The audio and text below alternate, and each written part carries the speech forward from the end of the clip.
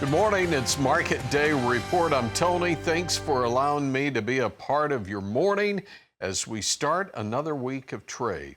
Okay, want to start with a little different market this morning. We normally start with the C, the corn, but we're going to start with a different C, cotton. That's where we'll start our morning trade. And December at 68.11, that's down 10 points. But notice that December contract, very tight range as, what is that? Let's see, I'm trying to do my figuring here, 60 points or so. Not even a penny trading range as we start the morning. We'll talk more about the cotton market and some challenges there coming up in a moment. Let's go from there to the other C, and it's corn. December down 7 3/4, 441.5.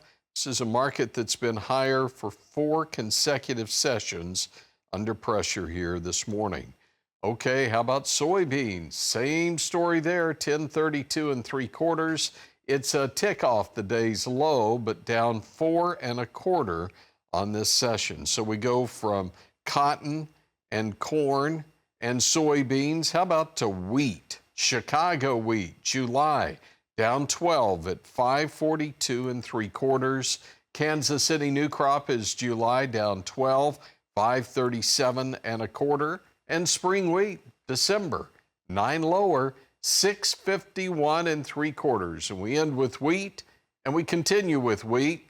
Ben Hushon is a certified crop advisor with the mill in Whitehall, Maryland. All right, Ben, let's talk wheat. What are you doing? Good morning, Tony. First, want to give a brief recap. Since we talked last week, we had the longest stretch of field accessible weather. The entire week last week, folks were doing a whole lot of things in the field, and then the unsettled weather rolled back in. But what I wanted to point out to viewers and listeners this morning is we had talked a while back about Fusarium Head Blight and the need to protect your wheat from Fusarium Head Blight. So we talked about getting fungicides on, etc. Right now, farmers in our general community have one last chance to walk their field and see how things have turned out for them, and also help them plan ahead for planning or for harvest period. So as for the viewers or folks that are going to watch it later on, I sent in some pictures. There are some good-looking wheat heads, like I have here, that are nice and green, and they're starting to turn. So we got about 2 or 3 days to go out and make scouting for Fusarium Head Blight. It's a tongue twister for me, maybe not for most people, but Fusarium Head Blight.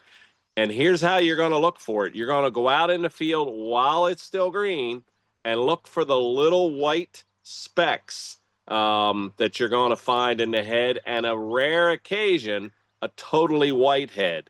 So this head has been totally infected. Again, hard to find that. It's an anomaly from what I'm seeing in fields. And again, I'm only looking at fields that already had the fungicide put on, and in many cases had a resistant variety that has a FHB1 gene inserted in it.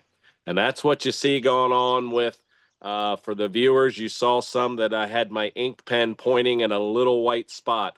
That wheat gets infected, but because it has the gene in it, it prevents it from spreading and destroying the entire head like this one has. So again, get out in the field if you happen to be in the Northeast right before wheat starts to turn, really any part of the country, but south of us, I'm sure it's already turned and it all looks white. But right now, for the next few days in our community, it's an easy walk, stand, look around, and you can pick up the white that stands out against the green.